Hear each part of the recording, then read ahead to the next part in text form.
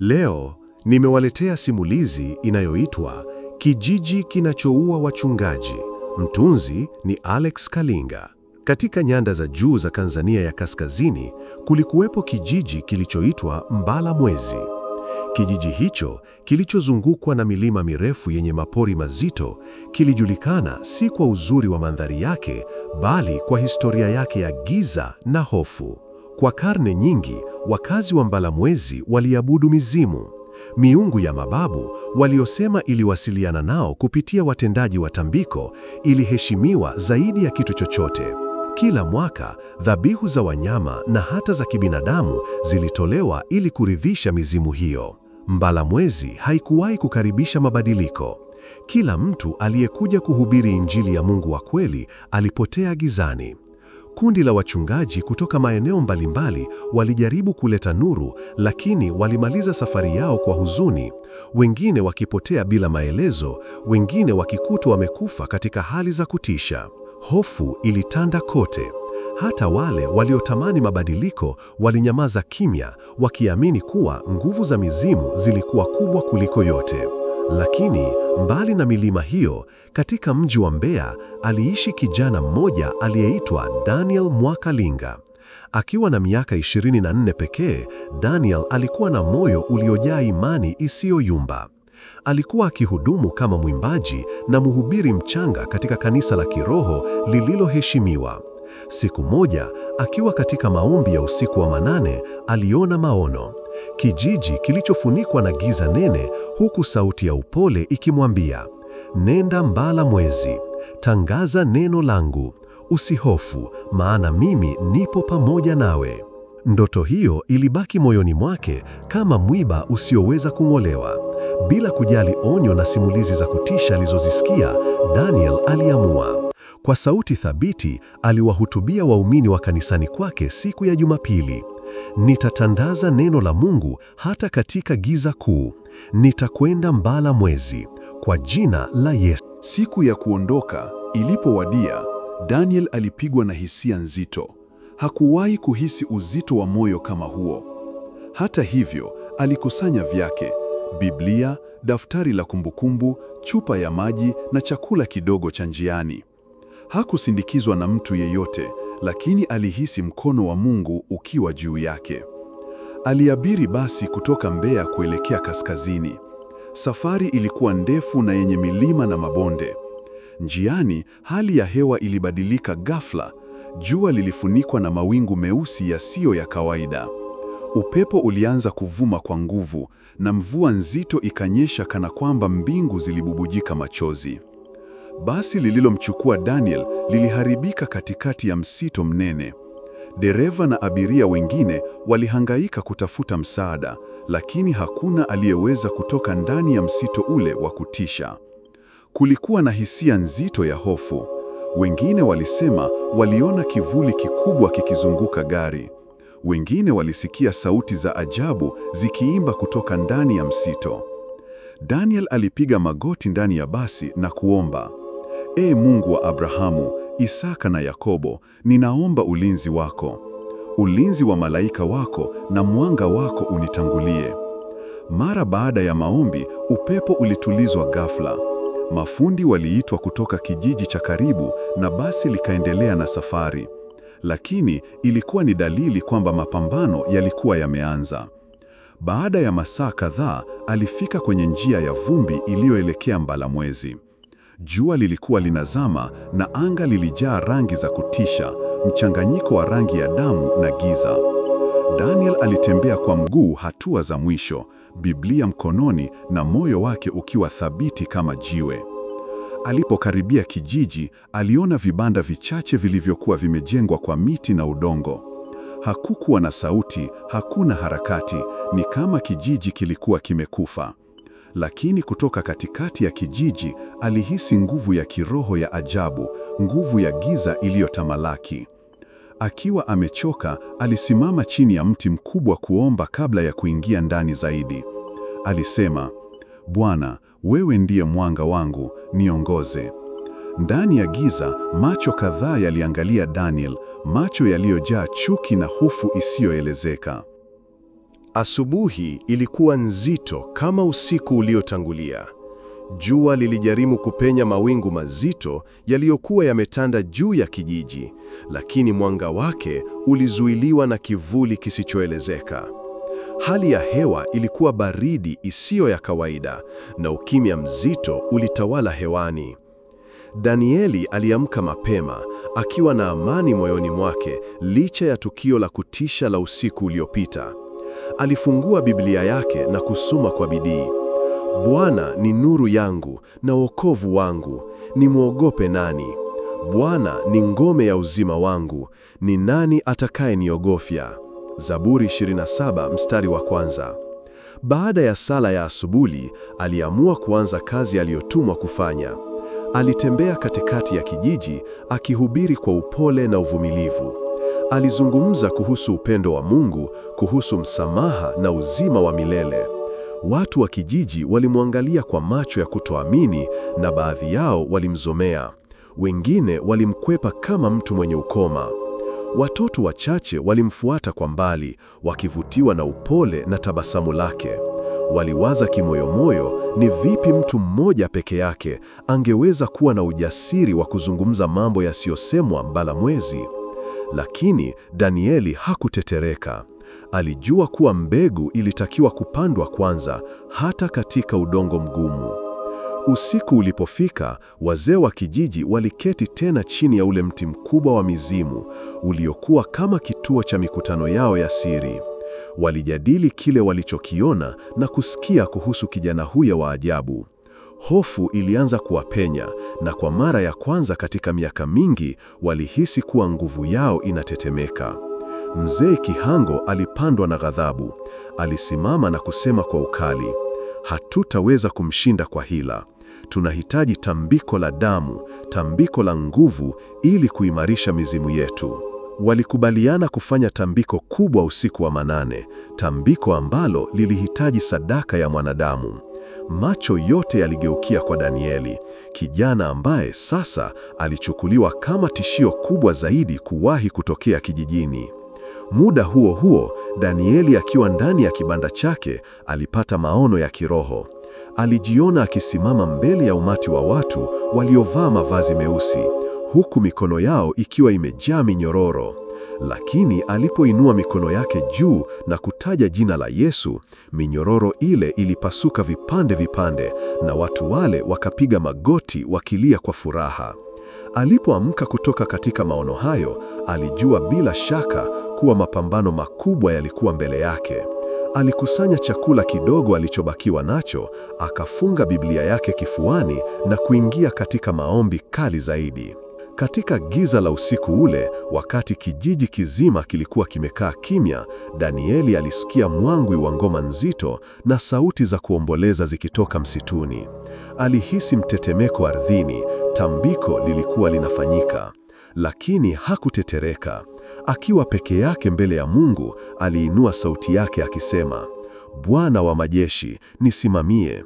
Nina imani kuwa nuru yako itashinda giza hili.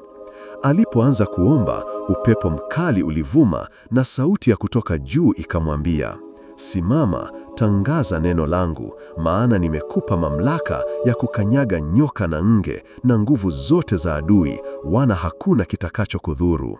Luka 10:19.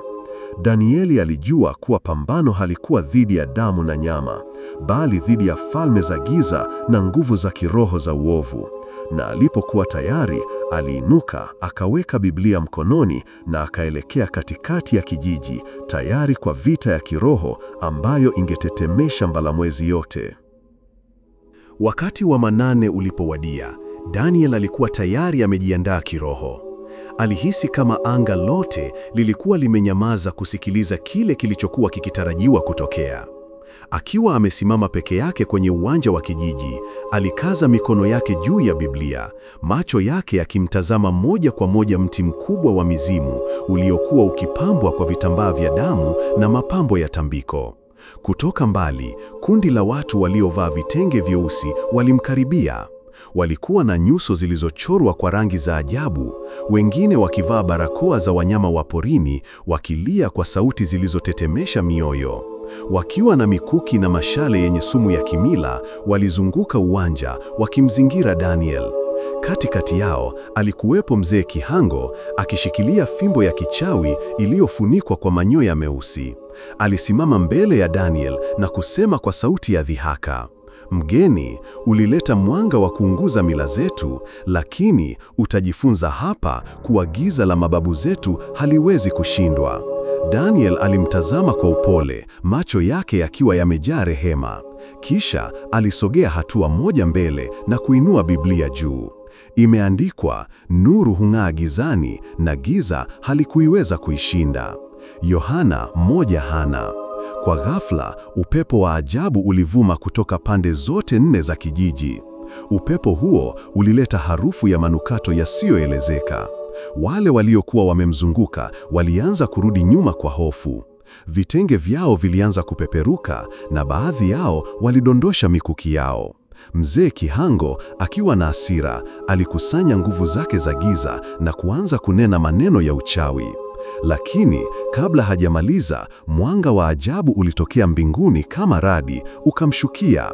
Alipiga kelele kubwa na kuanguka chini, fimbo yake ikapasuka vipande vipande. Kwa macho ya mshangao, watu waliona moto wa kiroho ukitua juu ya Daniel. Moto ambao haukuwa wa kuchoma mwili, bali wa kuwasha roho. Daniel alianza kuzungumza kwa ujasiri zaidi. Yesu Kristo yuko hai. Yeye ndiye njia, ukweli na uzima. Leo mlango wa wokovu umefunguliwa kwenu. Ghafla, mtu mmoja kutoka kundi la wachawi alianguka kifudifudi akilia kwa sauti, "Naomba msaada, naomba niokolewe." Wengine walifuata wakilia na kupiga magoti. Wanakijiji waliokuwa wamejificha ndani ya nyumba zao walianza kutoka mmoja baada ya mwingine, wakishuhudia maajabu haya. Daniel hakupoteza muda, alianza kuwaombea wale waliomsogelea, na kwa kila ombi alilolitoa, vifungo vya kiroho vilikatika.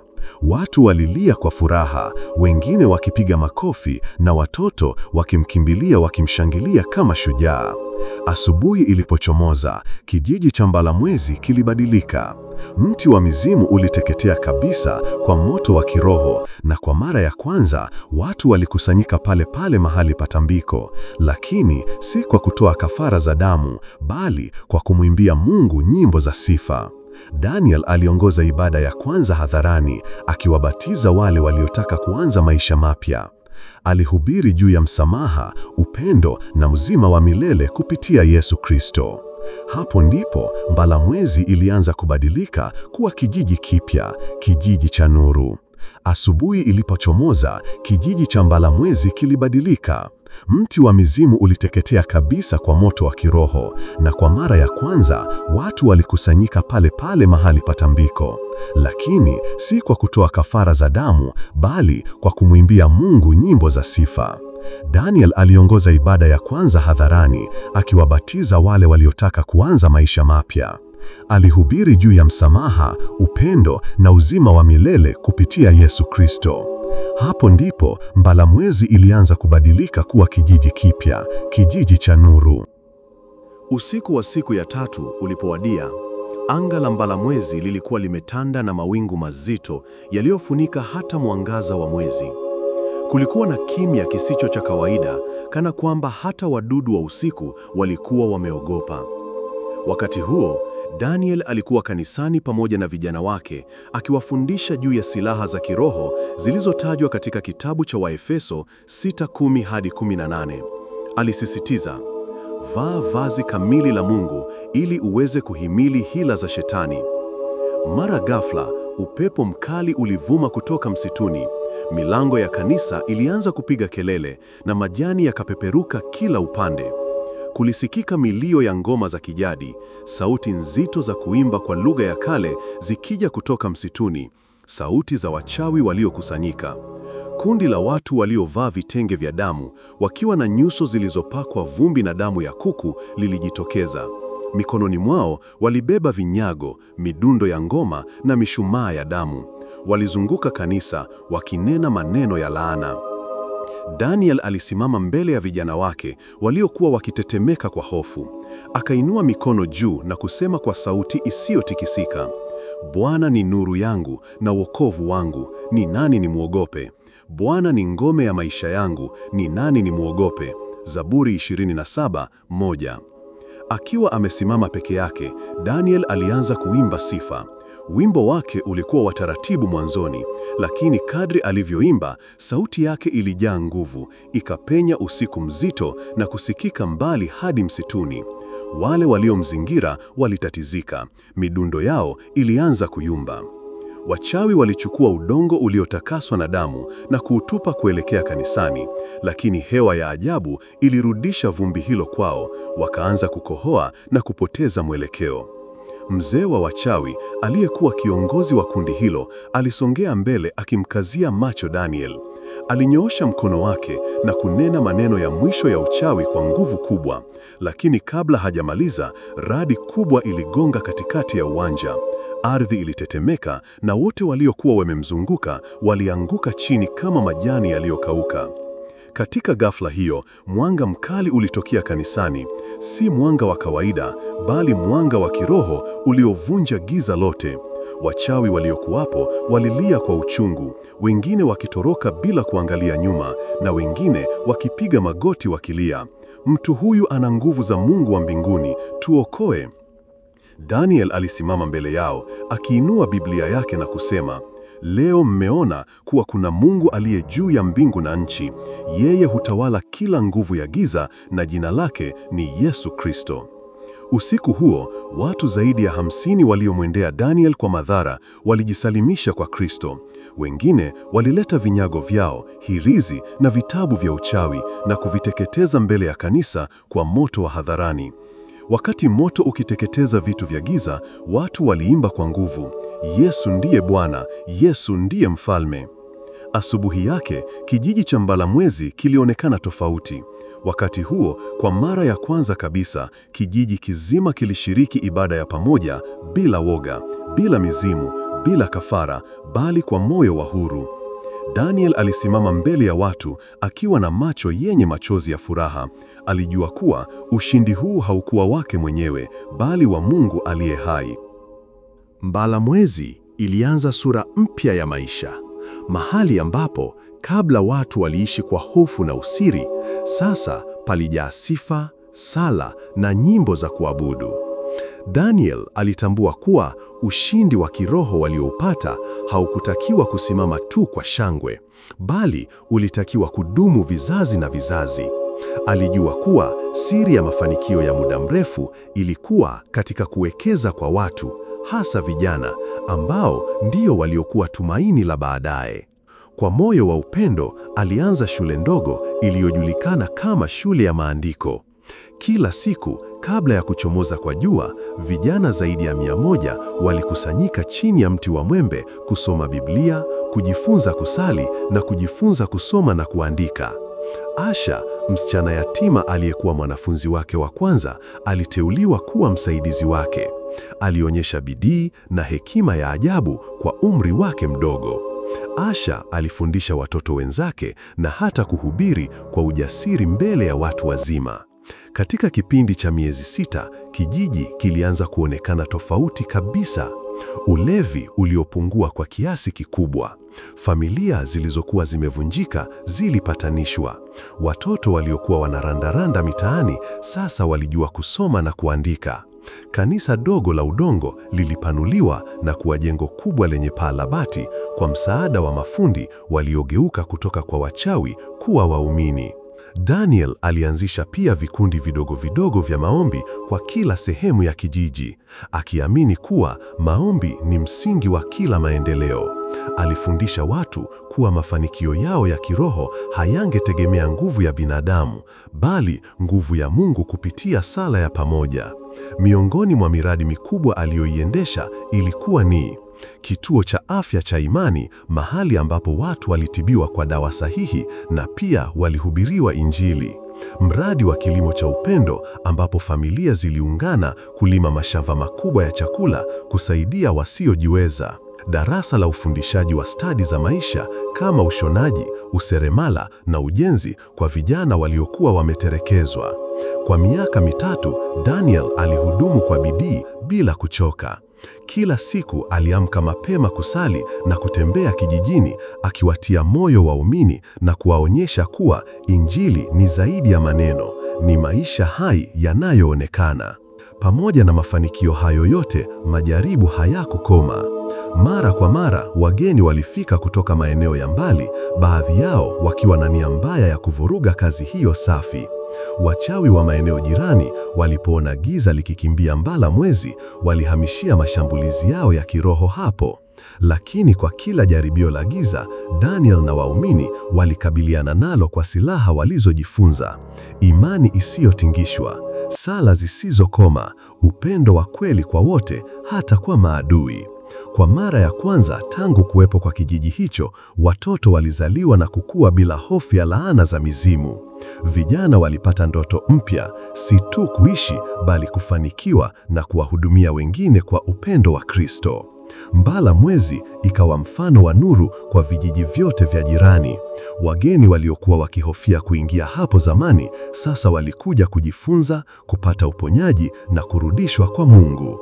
Daniel, akiwa amesimama mbele ya kizazi kipya cha Mbala Mwezi, alitambua kwamba ndoto yake kubwa, nitatangaza neno la Mungu, haikuwa tu hadithi ya mtu mmoja, bali ilikuwa imekuwa harakati ya watu wengi waliowaka moto wa upendo wa Kristo ndani yao. Siku moja, miaka 3 baada ya ushindi mkubwa wa Mbala Mwezi, Daniel alipokuwa akiomba mapema asubuhi chini ya ule mwembe, alisikia sauti tulivu moyoni mwake. Sauti hiyo haikuwa ya kawaida. Ilikuwa sauti ya Mungu akimuita kwa kazi mpya. Daniel, kazi yako hapa imekuwa msingi thabiti. Sasa simama, nenda kwenye milima ya kizunguzungu, kwa kuwa kuna watu wangu wanalia huko. Kwa moyo uliojaa hofu na mshangao, Daniel alifungua macho na kuangalia kijiji kilichokuwa kimebadilika kabisa. Alikumbuka mateso yote, vita vya kiroho na ushindi waliopata. Sasa anatakiwa kuondoka. Alijua kuwa kuitii Mungu ilikuwa jambo la msingi zaidi kuliko hisia zake binafsi. Akaomba tena, akaomba hekima ya kuwaaga wale aliowapenda. Siku ya Jumapili, kanisa lilikuwa limejaa watu wa rika zote: wazee waliokombolewa, vijana waliomjua Kristo, watoto waliokuwa tayari kuota ndoto za mbinguni. Machozi yaliwashuka wengi waliposikia tangazo la Daniel: nimeitikia wito wa Bwana, napaswa kuondoka kwenda milimani kizunguzungu, lakini kazi ya Mungu hapa itaendelea. Aliwateua wachungaji wa kwanza, waliokuwa vijana wake waliomea katika imani. Asha, msichana yule yatima, sasa akiwa kijana mzima wa miaka 21, alichaguliwa kuwa mmoja wa walimu wa Biblia na mshauri wa kanisa. Kabla hajaondoka, walifanya ibada maalum ya kumwaga mafuta juu yake na kumwombea. Kulikuwa na nyimbo, sala na maombi ya baraka. Katika moyo wake, Daniel alihisi huzuni, lakini pia furaha isiyoelezeka. Furaha ya mtu anayejua kuwa ametimiza mapenzi ya Mungu mahali pamoja, na sasa anatuma mwaliko wa wokovu sehemu nyingine. Aliaga kila familia kwa mkono. Alitembea sokoni, alipita kwenye mashamba na kushuhudia kazi ya Mungu iliyokuwa imechipuka kila kona. Katika mwelekeo wa kaskazini, kwa machozi ya furaha, alitembea akielekea kwenye milima ya kizunguzungu. Alikuwa peke yake kwa macho ya dunia, lakini moyoni alikuwa amejaa maelfu ya sala, baraka na upendo wa watu wa Mbala Mwezi.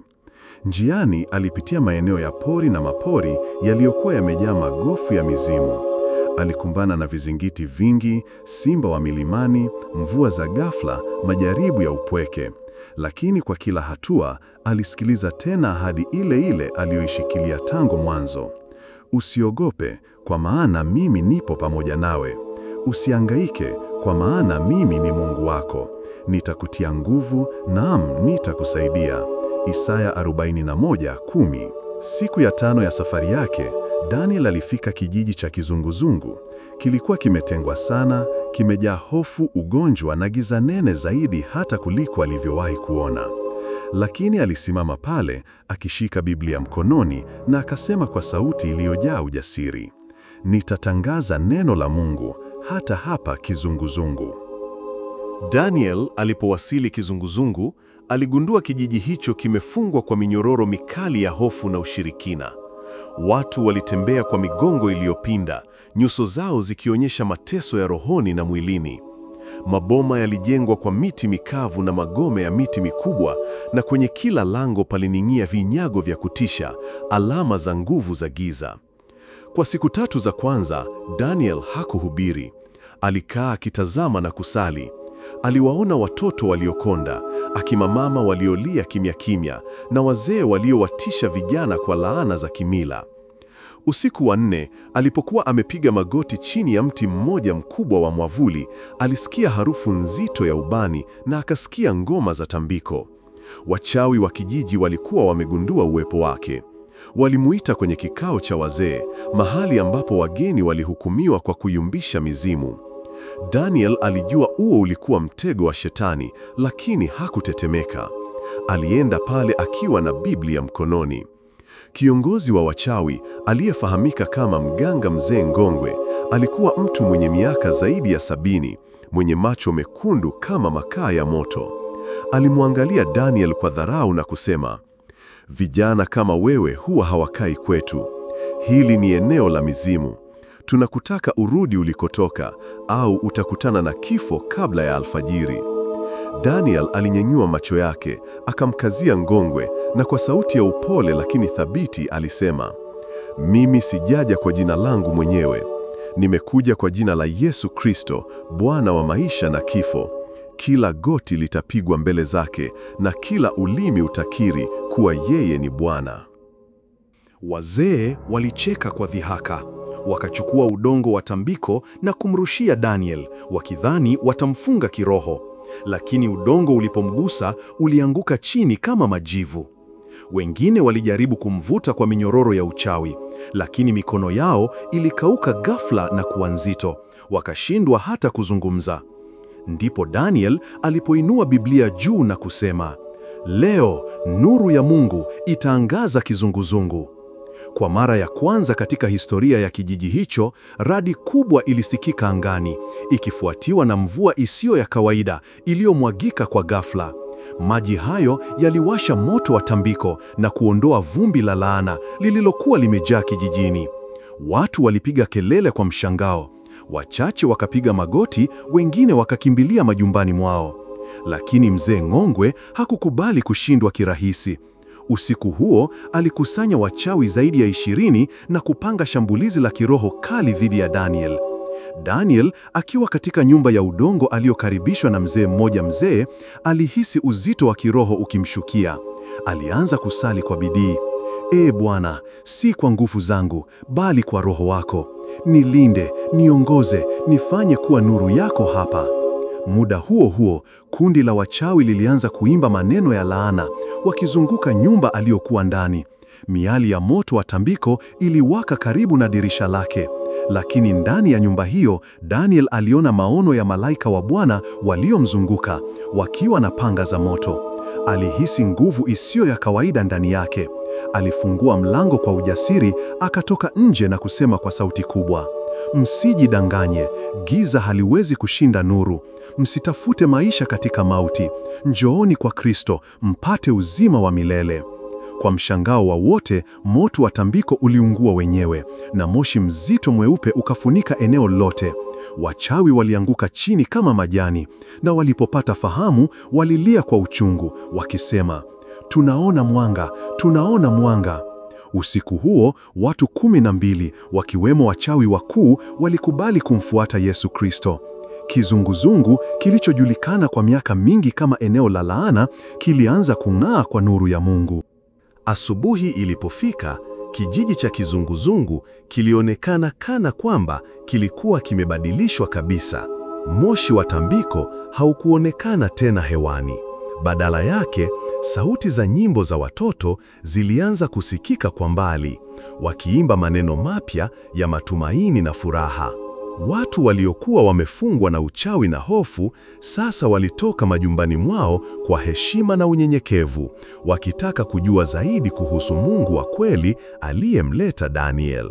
Katika uwanja wa kijiji ambapo zamani tambiko na sadaka za damu zilifanyika, Daniel alisimama na kuanza kuhubiri. bila kipaza sauti, lakini kwa sauti iliyokuwa na mamlaka na upendo wa kipekee, alitangaza, upendo wa Mungu hauna mwisho. Yesu Kristo alikufa kwa ajili ya dhambi zenu na akafufuka ili mpate uzima wa milele. Leo mliofungwa mmeachiwa huru. Leo nuru imeng'aa kwenu. Watu walilia, wengine walianguka chini, si kwa nguvu za kimwili, bali kwa kuguswa na Roho Mtakatifu. Kijana mmoja aliyekuwa mgonjwa wa kifafa kwa miaka mingi, aliponywa papo hapo alipokaribia madhabahu ya maombi. Mzee Ngongwe, aliyekuwa kiongozi wa wachawi, alikuja mbele ya wote, akiwa amebeba vinyago na hirizi zake. Alizikabidhi kwa Daniel kwa mikono miwili, akisema kwa sauti ya kilio, mimi Ngongwe naachana na mizimu. Kuanzia leo ninamtumikia Yesu Kristo. Daniel alichukua vinyago hivyo, akavichoma moto mbele ya umati wote kama ishara ya kuachana na utumwa wa giza. Moto ulipowaka, watu walishangilia kwa furaha isiyozuilika. Mvua nyepesi ilianza kunyesha, mvua isiyo ya kawaida, yenye harufu nzuri kama ya maua ya mwituni. Wenyeji waliita mvua hiyo mvua ya baraka. Walikimbia chini ya mvua hiyo wakiimba na kucheza, wakiamini kuwa ni ishara kuwa Mungu mwenyewe alikuwa amebariki kijiji chao. Katika wiki zilizofuata, Daniel alifundisha neno la Mungu kwa bidii. Aliwafundisha kuhusu msamaha, upendo na kuishi maisha ya utakatifu. Wengi walibatizwa katika mto mdogo uliopita kijijini. Mto huo ambao zamani ulitumiwa kwa tambiko la damu, sasa uligeuka kuwa mto wa uzima kwa wale waliomwamini Yesu. Baada ya miezi 6, kanisa la kwanza la kizunguzungu lilijengwa. Halikuwa kubwa, lilikuwa la udongo na makuti, lakini lilijaa upendo na nguvu ya Roho Mtakatifu. Katika ibada ya uzinduzi wa kanisa hilo, Daniel alisema kwa sauti ya matumaini, kama vile nuru ilivyoshinda giza hapa, ndivyo itakavyoshinda kila kona ya Tanzania na hata dunia yote. Nitatangaza neno la Mungu mpaka pumzi yangu ya mwisho. Na kijiji cha Kizunguzungu kikawa ushuhuda hai wa ushindi wa Kristo, mahali ambapo laana iligeuzwa kuwa baraka na uoga ukageuka kuwa wimbo wa sifa. Miaka 3 baada ya ushindi mkubwa Kizunguzungu, jina la Daniel Mwakalinga lilijulikana mbali zaidi.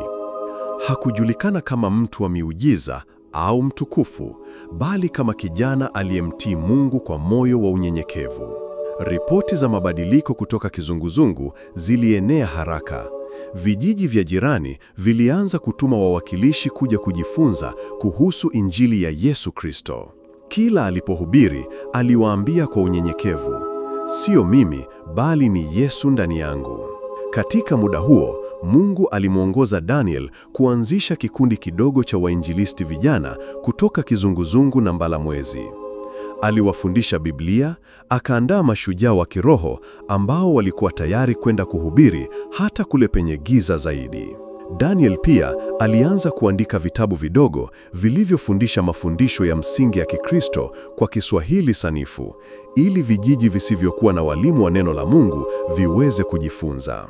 Wakati huo huo, alihisi Roho Mtakatifu akimvuta kwenda mbali zaidi, kuvuka milima na mabonde, kuingia kwenye miji mikubwa na hata mataifa ya mbali. Katika mkesha mmoja wa maombi, alipokuwa amepiga magoti chini ya ule mwembe aliyoupenda, alisikiliza sauti ya Mungu kwa mara nyingine. Daniel, usikae mahali pamoja. Tangaza neno langu kwa mataifa yote.